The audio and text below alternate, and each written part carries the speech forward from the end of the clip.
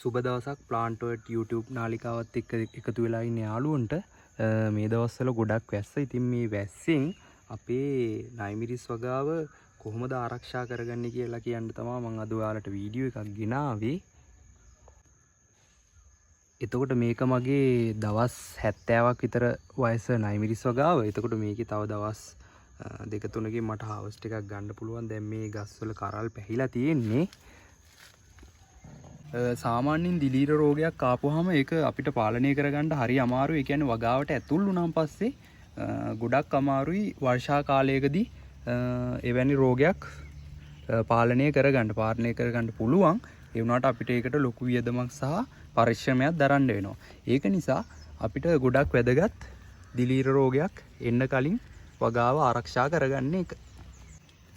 ඉතින් අපේ වගාවේ වර්ෂාවට ගොඩක් නිරාවරණය වුණාම මේකට ඉක්මනින්ම දිලීර රෝග එන්න තියෙන ඉඩකඩ ගොඩාක් වැඩි. එතකොට අපි දිලීර රෝගවලට මැංගසෝප් එකයි ඩැකොනිල් එකයි මාරුවෙන් මාරුවට අපිට ස්ප්‍රේ කරන්න පුළුවන්.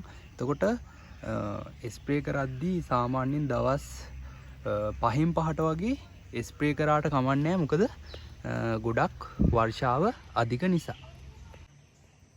ඔය දෙකට අමතරව තව අපිට ඕනනම් කාබන් ඩෙසීම් වගේ එකකුත් පාවිච්චි කරන්න පුළුවන් මාරුවෙන් මාරුවට ස්ප්‍රේ කරන්න. එහෙනම් යාළුවනේ ඔයාලට පුළුවන් කාබන් ඩෙසීම් එකයි මැංගසෝප් එකයි ඩැකොනිල් එකයි මාරුවෙන් මාරුවට ඔයාලගේ වගාවට ස්ප්‍රේ කරන්න ගොඩක් වර්ෂාව අධික මේ වගේ කාලයකදී. එහෙනම් යාළුවනේ අදට වීඩියෝ එකෙන් සමුගන්නවා. ආයෙත් මම මේ වගේ වැදගත් වෙන තොරතුරක් අරගෙන වීඩියෝ එකකින් මම එන්නම්. එහෙනම් ඔයාලා ලයික් කරලා කමෙන්ට් කරලා සපෝට් එකක් දෙන්න.